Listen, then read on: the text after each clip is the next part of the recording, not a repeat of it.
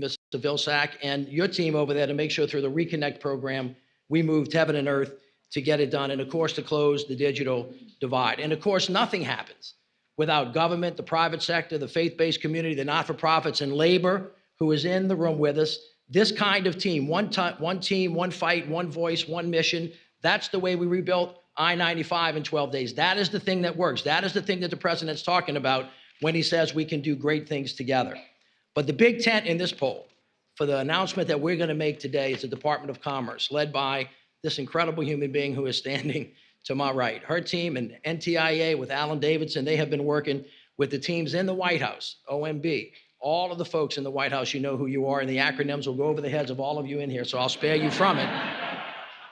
But this is what it looks like when we all come together and we actually produce big things for America, because this is one of the biggest announcements that we have made in a long period of time. And the person that has led this effort on behalf of the federal government, on behalf of the president, has been Secretary Gina Raimondo, who has done just an unbelievable job. So let me give you the Secretary of the Department of Commerce, Secretary Gina Raimondo.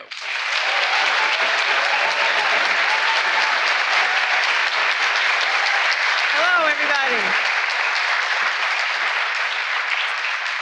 Thank you, Mitch. Thank you, Mitch. Happy Broadband Day to everybody. Did a beautiful job. Look at this. Not only are we connecting every American, we're going to create a lot of jobs doing it, making all of this fiber right here in America. It's a huge, huge day, and I couldn't be more excited. And as Mitch said, it's an important milestone, and I have to thank you and your team for all that you've done.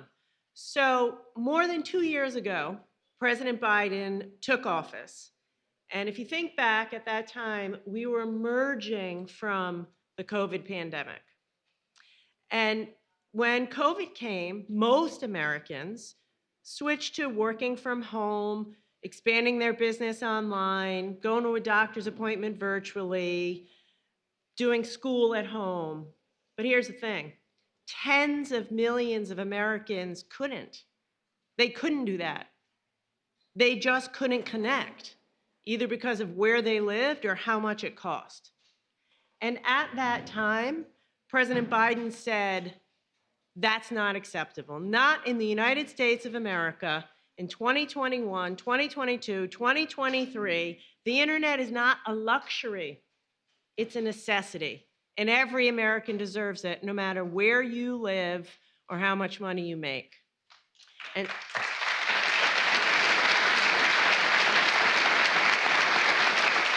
so, I was so proud of the president. At his first State of the Union, President Biden made a promise to America. He made a promise to America to provide high-speed, affordable internet for every American. Today, President Biden is delivering on that promise.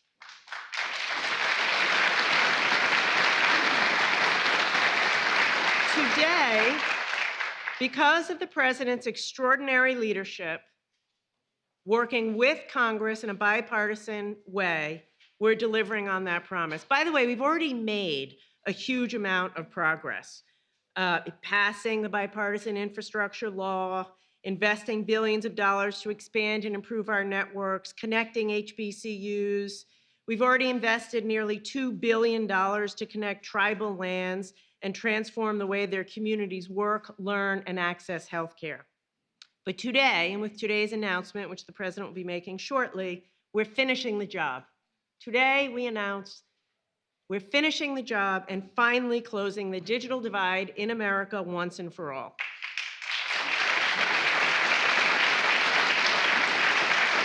Now, this is an important point I'm going to make because, we live in a world in which it's not every day that Democrats and Republicans come together to do big things, but I want you to know every single state and territory is participating. We have support from industry, advocates, colleges, universities, labor unions, everyone joining in this whole of country effort to connect every American. And as Mitch said, at the Commerce Department, we're proud to be leading the charge. Indulge me for a second to call out Alan Davidson and his team at NTIA for the nights and the weekends. Thank you, thank you, thank you.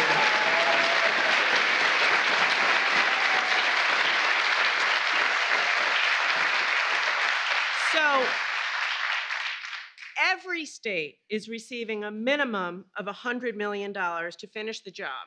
However, on average, the amount going to each state is just about $750 million. Now, right now, we know there are about 8.5 million American households with no access to the internet. On top of that, there are millions more with poor quality internet or internet that's too expensive. What good is it if it's $100, $200 a month? And let me tell you just a second about who that is. That's a local farmer I met in Hickory, North Carolina, trying to use the internet to digitize his business and sell his goods online. But he had access to internet, except it went out every time the weather was bad, and he paid $200 a month. Our local Boy Scout, sweetest young man ever, he served as the web developer for his Boy Scout troop, but he had to work on the troop's website in the backseat of his parents' car parked in the local library because his house didn't get the internet, and no one in his neighborhood got the internet. Or tribal families I met in Arizona, whose kids couldn't attend school virtually during the pandemic because they had no connection. That's who will benefit from this effort, and that's who President Biden and this administration fights for every day. Now, as Mitch said, throughout our history, there have been many moments when our country has come together to achieve great things, to change lives with a commitment to leaving no American behind, like 100 years ago with rural electrification, or the interstate highway system that followed that. That's what we're talking about today. This investment in Internet for All is our generation's opportunity for a transformational infrastructure investment. And that's what today is about. By the way, the president is too humble to brag, so I will for him for a minute. He's not the first president to talk about closing the digital divide. This isn't a new problem that we just discovered. We've known about it. Lots of presidents have talked about bridging the gap and expanding infrastructure, but President Biden is making it happen. And that is why this is exciting. So,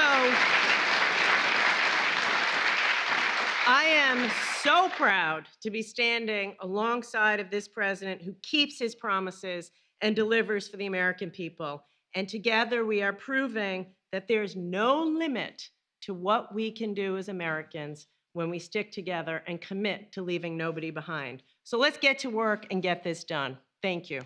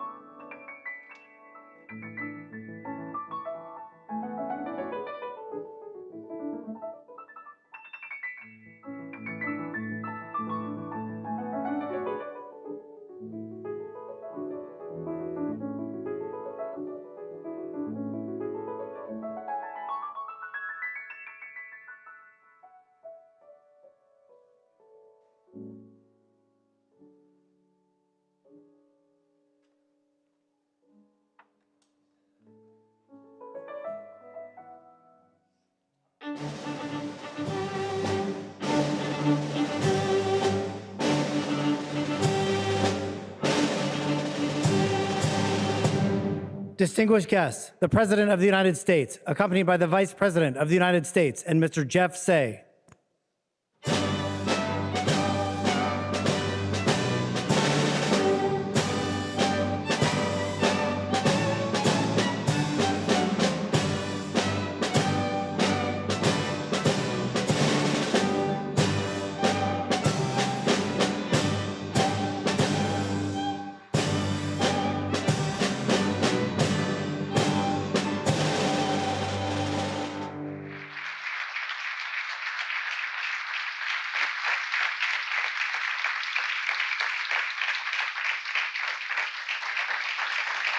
Indeed.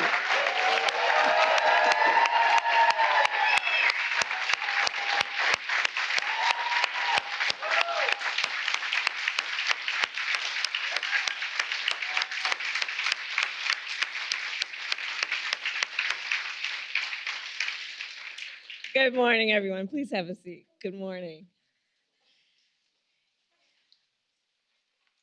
So I am going to start by saying that we are so thankful to all of the leaders who are here for the work that has occurred and will continue to be done to do what is right on behalf of the American people and working people in our country. I want to thank our President, Joe Biden, a true champion for the working people and families of our nation, and a tireless fighter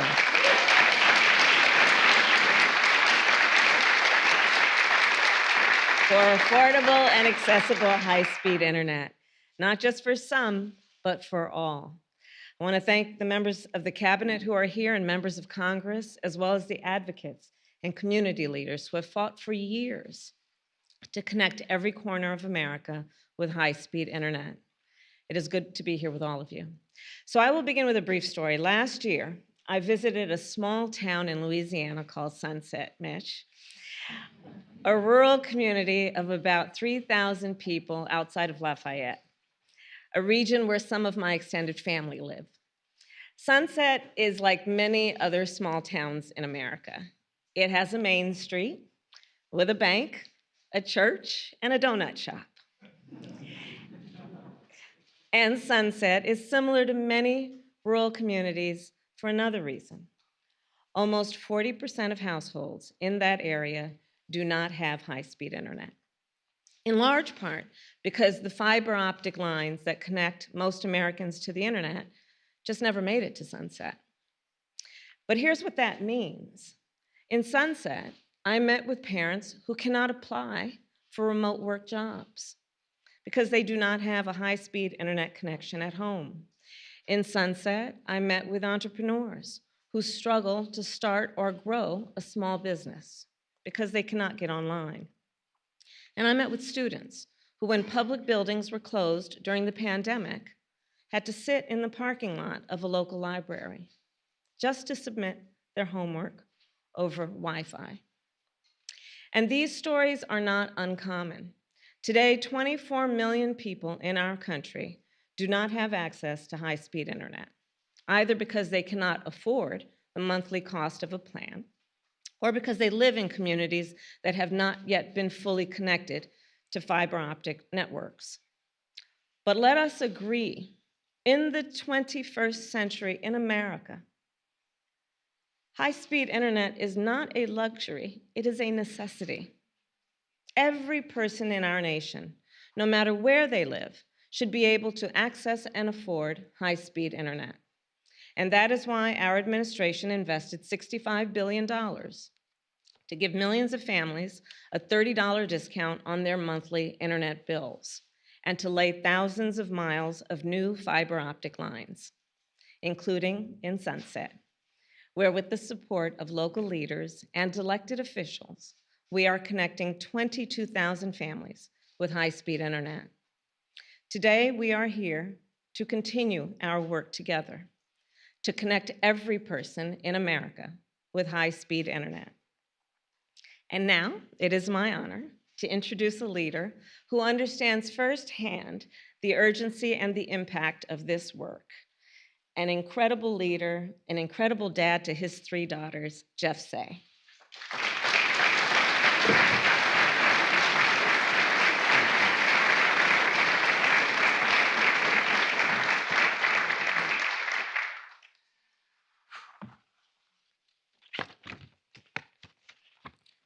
Good morning, everyone.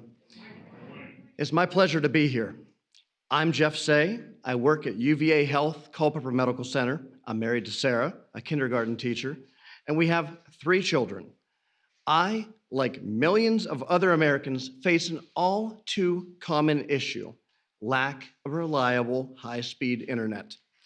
2 years ago, my family and I purchased our home in Boston, Virginia, in Culpeper County, just an hour and a half southwest of Washington, D.C. The house had everything we wanted: enough space for our 3 girls to run and play, beautiful views, and wonderful neighbors.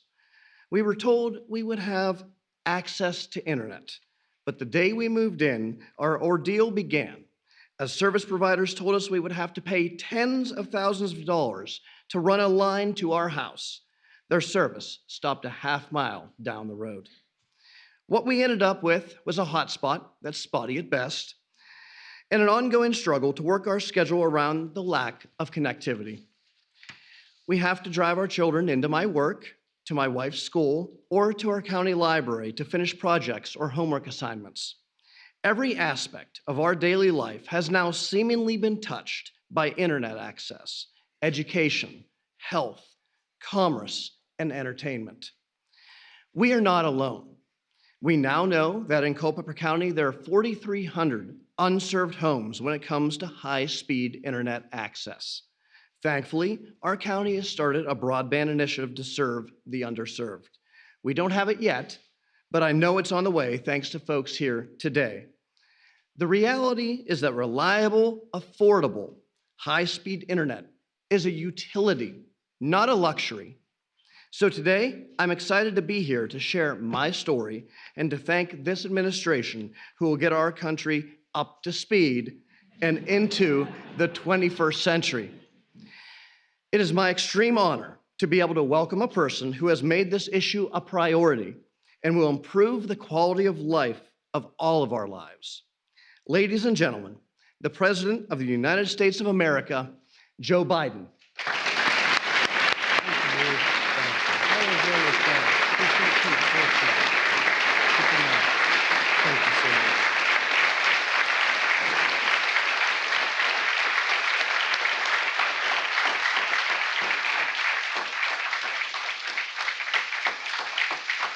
Please, thank you.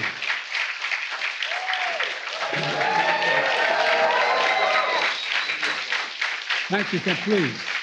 Thank you. Although I like the fact Joe Manchin's standing all this time. He's a friend. Hi, Jojo. How are you, pal? Before I begin, let me say a few words about the events in Russia. Excuse, I'm a little of an allergy. The situation began to develop as it did. I directed my national security team to monitor closely and report to me hour by hour. I instructed them to prepare for a range of scenarios. I also convened our key allies on a Zoom call to make sure we're all on the same page. It's critical that we're coordinated in our response and coordinated in what we to anticipate. They agreed with me that we had to make sure we gave Putin no excuse. Let me emphasize, we gave Putin no excuse to blame this on the West or to blame this on NATO. We made clear that we were not involved. We had nothing to do with it. This was part of a struggle within the Russian system. I also talked at length with President Zelensky of Ukraine. I'll be keeping in contact with him. I may be peeking him later today, early tomorrow morning, to make sure we continue to remain on the same page. I told him that no matter what happened in Russia, let me say it again, no matter what happened in Russia, we, the United States, would continue to support Ukraine's defense and its sovereignty and its territorial integrity. He and I agreed to follow up and stay in constant contact. I'm also in constant contact with our allies to maintain our coordination. I'll be speaking with the head of state right after this meeting today and making sure we're on the same page. I didn't get a chance to speak with one head of state yesterday. We're going to keep assessing the fallout of this weekend's events and the implications for Russia and Ukraine. But it's still too early to reach a definitive conclusion about where this is going. The ultimate outcome of all this remains to be seen. But no matter what comes next, I will keep making sure that our allies and our partners are closely aligned in how we are reading and responding to the situation. It's important we stay completely coordinated. And now I'd like to turn to today's announcement. Begin by asking a question. Did you lay all that cable? She's a Wonder Woman. I was watching in the other room, but I didn't realize, I didn't bring along all the cable, and empty spools. You're incredible. Thank you. Look, I want to thank you, Jeff, for taking the time, and thank you for the introduction. There you are. And I want to thank Kamala, who's there for every single important thing we do, and I'm not sure how we do it without her. 2 years ago, I asked her to lead an effort on high-speed internet, and she's been doing an incredible job since then. So is Gina Raimondo, our Commerce Secretary. And Shalonda Young, who's a jack of all trades, sitting here at our Office of Management Budgets, played a major role along with Mitch Landrieu and our infrastructure coordinator. And I want to thank, and I mean it sincerely, Joe Manchin of West Virginia, who's here with us today as well. And thank you to the leaders of state and local governments, labor unions, tribal organizations, and telecom companies. Folks, we're talking today about a major investment that we're making in affordable, high-speed internet all across the country. As we started down, I turned to Jeff. I said, you know, this may be, I wonder if President Roosevelt felt a little like this as he talked about the electrification of our farmlands. I mean, think about it. It's almost similar. But to put in context, let's remember where we were 2.5 years ago. The pandemic was raging, the economy was reeling, and the problems we're facing started a lot earlier than that. For decades, and the middle class was hollowed out. Too many good-paying manufacturing jobs moved overseas. Public investment was slashed. Core sources of economic strength like infrastructure, manufacturing, and innovation were also hollowed out. All that is a result of failed economic policy of I call trickle-down economics. It was called trickle-down economics as well. A belief that we should give tax cuts to the very wealthy and big corporations and expect it to trickle down to everyone else, benefit across the board. I ran for president with a fundamentally different vision, to build the economy from the middle out and the bottom up instead of the top down. To grow the economy by educating and empowering workers, by promoting competition to support small businesses, and investing in ourselves again for the first time in a long time. And that's what today's announcement is all about. You know, what we're doing is, as I said, not unlike what Franklin Delano Roosevelt did. We brought electricity to nearly every American home and farm in our nation. Today, Kamala and I are making an equally historic investment to connect everyone in America to high-speed internet by an affordable high-speed internet by 2030. It's the biggest investment in high-speed internet ever, because for today's economy to work for everyone, internet access is just as important as electricity was, or water, or other basic services. Think of the parents and students sitting outside of McDonald's or outside your office, be able to get on the internet in a parking lot just so their child can go online to do their homework. Just heard from Jeff, who has to drive his kids all over town to find a good internet connection. But he's not alone in that. There's thousands of Americans doing the same thing. Or small business owners are not able to reach more customers. Or seniors unable to talk to their doctor through telemedicine. For around 24 million Americans across this country, there's no high-speed internet. And for millions more, the internet connection is limited or unreliable. High-speed internet isn't a luxury anymore. It's become an absolute necessity. That's why we acted as soon as we did, as soon as we came to office with the American Rescue Plan. It included $25 billion for high-speed internet in places where it was out of reach, for schools and libraries to help students connect to the internet if they couldn't do it at home.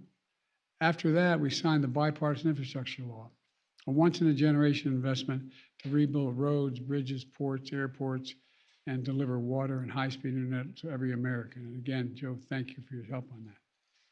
To date, over 35,000 projects are either funded or already underway across the country, thanks to that law. This includes hundreds of high-speed internet projects in rural and tribal communities. But, it's not enough to have access. You need affordability in addition to access. That's why we worked with internet service providers to bring down prices for Americans struggling with internet payments. It's called the Affordable Connectivity Program. It's helping 19 million families save around $30 a month on their internet bills, and some save a lot more. These savings matters in homes like the one I grew up in. That's money you can go for groceries, for the electric bill, for other things, other necessities. Kamala has traveled across the country working with state and local officials to make sure people know about this program. And several groups and companies here today have helped millions of Americans sign up through the Online for All campaign. Online for All campaign. Now we're working with Congress to extend this bipartisan program. For folks looking for an affordable internet plan, just go to getinternet.gov.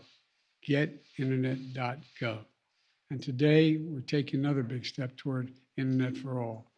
We're announcing over $40 billion to be distributed to 50 states, Washington, D.C., and territories to deliver high-speed internet in places where there's neither service or it's too slow.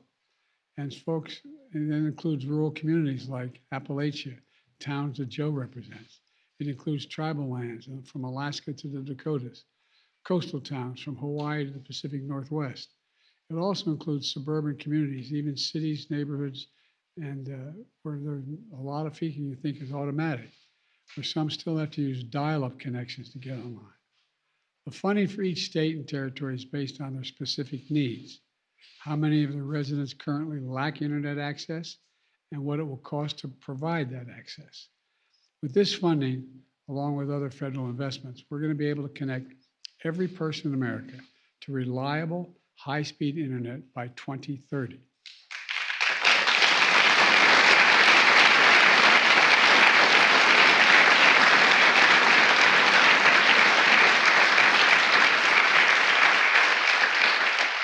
I promise to be a president for all Americans, whether or not they voted for me or whether or not they voted for these laws. These investments will help all Americans. We're not going to leave anyone behind. Don't just take it from me. I've gotten letters and emails from across the country from people who are thrilled that after so many years for waiting, they're finally going to get high-speed internet. A woman named Beth wrote me from Iowa. She lives in a valley that's a dead zone to cell reception. She's also gotten internet via satellite, which goes out when the rain or snows. She can't get emergency alerts. Even good weather is spotty. Then last year, a local telecom company with just 13 employees sent Beth a postcard. They had received funding from the American Rescue Plan.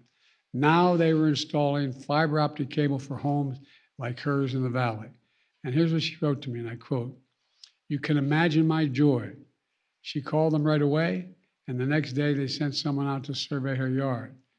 As Beth wrote, "This is the best thing that's happened to rural America since the Rural Electrification Act brought electricity to farms in the 30s and 40s. End of quote.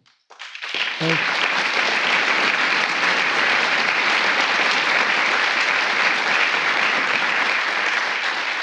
plus, this investment means something else as well.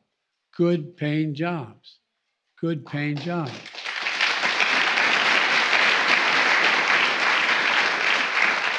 Just ask the folks at the IBEW, or the communication workers, or the laborers union. They're putting thousands of people to work laying fiber optic cable across America. And the cable will be made in America. Let me say it again. The cable is going to be made in America.